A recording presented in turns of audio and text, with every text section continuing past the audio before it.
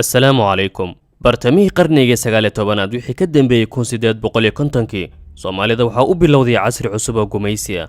qaybtii hore waxaan ku soo sheegnay in Boortaqiisku ahaa ciddii ugu horreysay ee gaartay xeebaha Soomaalida markii laga hadlayay gumaystayaashii Yurub.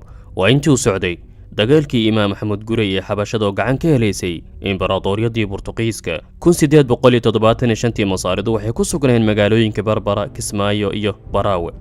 dhanka daanta kale ee gacanka Cadan gaar ahaan magaalada Cadan ee Yemen, taariikhdu markay ahayd 1839 ayay ku dhacday gacantii Ingiriiska, waxaana xigay hanqaltaag Ingiriisku sameeyay ku aadan qabsashada xeebaha waqooyi ee Soomaaliya ee ku aadan Cadan. arrinkaas Ingiriisku wuxuu suurtagalay 1883 kadib markii uu Masaarida ku qasbay inay ka guuraan Zaylac iyo Barbara. hadafka ugu weyn ee Ingiriisku uu ka lahaa qabsashada xeebaha waqooyi waxay ahayd in uu ammaan geliyo qulqulka hilibka ciidankiisa Cadan jooga uga imaanaya dhulka Soomaalida ee qaniga ku ah xoolaha, iyo weliba loolankii kala dhexeeyay Faransiiska ku sugnaa dhulka loo yaqaanay xeebta waqooyi galbeed ee Soomaaliya oo maanta loo yaqaano Jabuuti. dhinaca kale 1869 Talyaanigu wuxuu iibsaday takada Casab ee Eritrea, kadibna waxaa xigay heshiis lacag la dhaafsanayo uu la galo maamulada iyo sanaadiintii ka jiray xeebaha dheer ee Soomaaliya. 1889 Kismaayo Jubbada Hoose waxay ku dhacday gacantii gumaysiga Talyaaniga, halka magaalada Muqdisho la qabsaday 1892. laakiin Talyaanigu 1896 ayuu si rasmi ugu dhawaaqay in koonfurta Soomaaliya oo dhan tahay dhul ku jira gacantiisa. heshiiskii Berliin sidoo kale waxaa lagu yeeraa shirkii Kongo. shirka Berliin wuxuu dhacay intii u dhaxaysay 1884 ilaa 1885. fikradda shirka waxaa lahaa boqorkii Belgium Leopoldgii labaad oo markaas gumaysanayay Kongo, laakiin waxaa ku baaqay Boortaqiiska, waxaana lagu qabtay magaalada Berliin ee Jarmalka. shirka Berliin ma ahayn mid lagu qabsanayo Afrika sida ay dad badan qoraan, ee wuxuu ahaa shir looga hadlayo sida ay gumaystayaasha Yurub ugu heshiin lahaayeen dhulka ay gumaysteen ee Afrika, taasoo ka dhigan in dowlad walba aan loogu imaanin qaybta ay ka gumaysata qaaradda Afrika. Afrika gacantii Yurub ayay ku jirtay, sidaas darteed shirku ma ahayn mid lagu qabsanayo, ee wuxuu ahaa in dowladaha Yurub ayna ku dagaalamin Afrika. gumaystayaasha Yurubiyaanka waxay qarka u saarnaayeen shirka ka hor in ay qaaradda Afrika u soo raraan dagaaladii ku dhex mari jiray Yurub, laakiin shirka Berliin ayaa baajiyay arrinkaas. sababta shirka loogu qabtay Berliin ayaa ahayd in xilligaas Jarmalku ahaa quwad la yaab leh horumarsan. waa xilligii la taliyay Jarmalka ugu horreeyay Otto von Bismarck. natiijooyinkan hoos ku qoran ayaa ka dhashay shirkii Berliin. Ingiriiska inuu qaato wadamada Masar, Uganda, Kenya, dhulkii Soomaaliyeed, waqooyi iyo koonfur galbeed, South Africa, Zambia, Zimbabwe, Botswana, Nigeria iyo Ghana, halka Faransiiska loo aqoonsaday inuu leeyahay inta badan waqooyiga Afrika laga bilaabo waddanka Mauritania lagu geeyo Chad, Gabon iyo Jamhuuriyadda Congo. Belgiumna waxaa loo aqoonsaday inay maamusho Koongada Dimuqraadiga, halka Boortaqiiskana la siiyey Mozambique iyo bariga Angola. Talyaanigana koonfurta Soomaaliya, Eritrea iyo Liibiya. Jarmalkana waxaa loo aqoonsaday Namibia iyo Tanzania. Isbaanishkana Equatorial Guinea. shirka Berliin ma ahayn aan xadno, ee wuxuu ahaa aan ku heshiino wixii aan xadnay. dhulka Soomaalida waxaa loo kala qaybiyey 5 qaybood. qaybta koonfureed Talyaani ayaa gacanta saaray, goostayna qaniim ahaan u qaatay. gobollada waqooyi waxaa goostay sidoo kale Ingiriis, halka dhulkii lagu magacaabi jiray xeebta waqooyi galbeed ee Soomaaliya oo hadda loo yaqaan Jabuuti Faransiisku degay. dhulka Soomaali galbeed ama Ogaadenia kadib hagardaamo iyo khiyaano ballanka baxo Ingiriisku sameeyay waxaa la siiyey Ethiopia. haddii aan aadno koonfur galbeed, dhulka Kenyaatigu ugu yeeraan NFD oo laga soo gaabiyey gobolka waqooyi ee xuduudka dhaco, laakiin nasiib darro waxaa ah in Soomaalida dhulkan ugu yeeraan NFD oo ah magac Kenyaatigu u baxsadeen. markaad leedahay NFD waxay ka dhigan tahay inaad dhulkan u saxiixday Kenya inay leedahay si 100% ah. haddii aad ku sugan tahay gudaha Kenya, gobolkan Soomaaliyeed wuxuu kaaga aadan yahay waqooyi galbeed, laakiin haddii aad joogto Soomaaliya wuxuu kaaga aadan yahay koonfur galbeed. kadib markii si 100% dhulka Soomaaliyeed gacanta loogu dhigay, waxaa xigay halgan adag oo ka dhana gumaysiga, waxaana ugu caansan uguna huritaan badan kii Sayid Maxamed Cabdulla Xasan oo soo bilowday 1899 socdayna ilaa 1920. sayidku dagaalo taariikhda galay ayuu la galay Ingiriiska, muddo 20 sana ayuu ku jiray halganka. Tale ayaa saldhig muhiim u ahaa sayidka iyo ciidankiisa. raggii uu sayidka hogaamin jiray waxaa lagu yeeri jiray Daraawiish. kadib geeridii sayidka iyo dhammaashadii Daraawiish, halganku ma istaagin halkiisa ayuuna ka sii socday. boqor Cismaan ayaa ka mid ahaa raggii halganka sii waday ka dhanka Talyaaniga.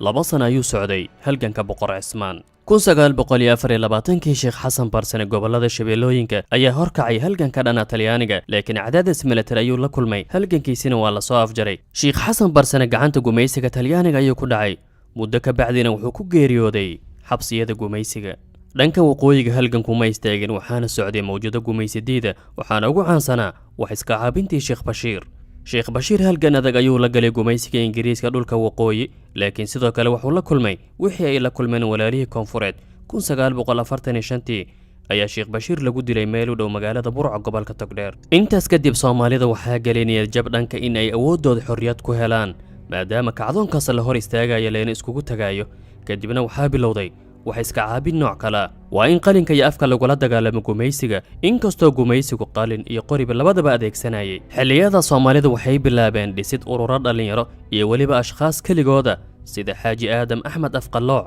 xaaji faarax oomar 1943 daafaha dunida waxaa ka holacaya dagaalkii labaad ee adduunka isla sanadkaas ayaa la aasaasay ururka SYL oo laga soo gaabiyey Somali Youth League ururka dhalinyarada Soomaaliyeed oo dhankan qalinka iyo afka ku halgamayay 1954 musiibo xun ayaa soo waajahday ummadda Soomaaliyeed kadib markii dhulkii Soomaali galbeed ee Ogaadeen la siiyay Itoobiya waxay ahayd dhagar xun iyo khiyaano uu Ingiriisku sameeyay taasoo ahayd ballanka bax heshiis hore ayuu Ingiriisku ku ballan qaaday in dhulka Soomaali galbeed aan la siin doonin Itoobiya laakiin Ingiriisku ballantaas uu ka baxay dhulkana wuxuu siiyay Itoobiya 26 Juun 1960 gobolada waqooyi ayaa ka xoroobay Ingiriiska halka koonfurna xorowday 5 maalin kadib gaar ahaan 1 Luulyo 1960 isla maalintaas ayaa lagu dhawaaqay midnimada labada qaybood ee gumaysigu kala qaybiyay markii hore aadam cabdulla cusmaan ayaa noqday madaxweynihii ugu horreeyay ee Soomaaliya 4 sano kadib xorriyadda koonfur iyo waqooyi waxaa holacay dagaalkii Soomaaliya iyo Itoobiya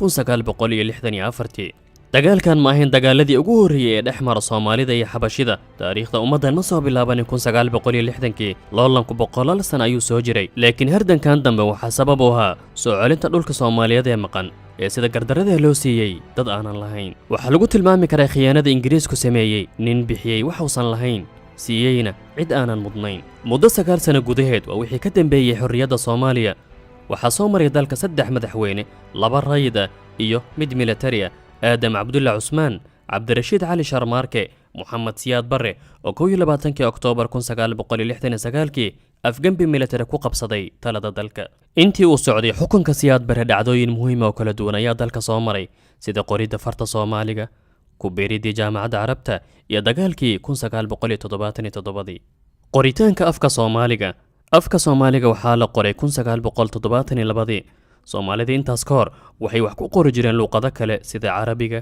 Ingiriiska iyo Talyaaniga. Soomaaligu wuxuu ahaa kaliya luqad lagu hadlo. Qoritaanka afka Soomaaliga waxaa lagu tiriyaa dhacdooyinka ugu muhiimsan dhanka xadaarada ay Soomaalidu sameeyaan. Laakiin isku daygu muddo aad u dheer ayuu soo bilowday in afka Soomaaliga la qoro. 1920 Cismaan Yuusuf Keenadiid ayaa alifay far uu ugu magac daray Cuthmaaniya oo ah qoraal gaar ah laakiin la iskuma raacin fartaas. dagaalkii 1977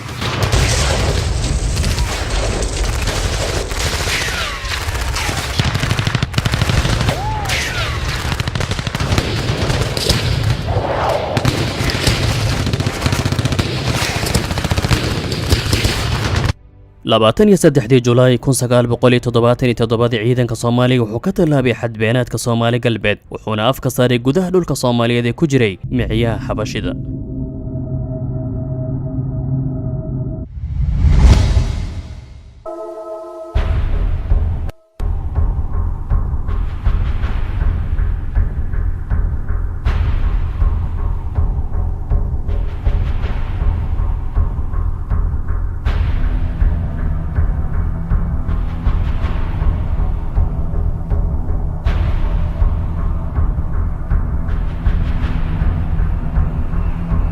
dagaalahanti iyo nafba loo horay ayaa dhex maray ciidankii Soomaaliya iyo kan Itoobiya ciidanka Soomaaliya sabar iyo adkaysi badan ayuu muujiyay taasoo keentay in ciidanka Itoobiya soo wajahdo khatar jab aan laga soo waaqsanin waana sida dhacday ciidanka Soomaaliya oo gacan ka helay dadka Soomaaliyeed ee gobolka ayaa ku guuleystay in uu xoreeyo dhulka Soomaali galbeed xoreynta dhulka waxay ahayd farxad aad u weyn laakiin aanan muddo badan sii jirin taariikhdu way soo laabataa sidii dhacday xilligii Imaam Axmed Gurey ee ahayd in Xabashidu u qaylo dhaansato reer Yurub gaar ahaan Imbaraatoriyadii Boortaqiiska ayay sidoo kale boqolaal sano kadib u qayla dhaansatay ruushka iyo waddamo kale.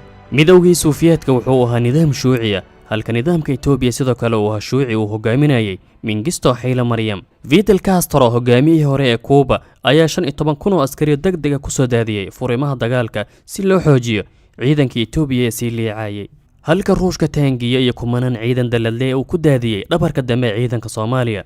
Soomaalidu garab iyo hiil la taaban kara ma aysan haysanin, taasoo keentay in ciidanka Soomaaliya soo wajahdo cadaadis militari aad u adag, taasoo ugu dambeyn keentay dib u gurasho.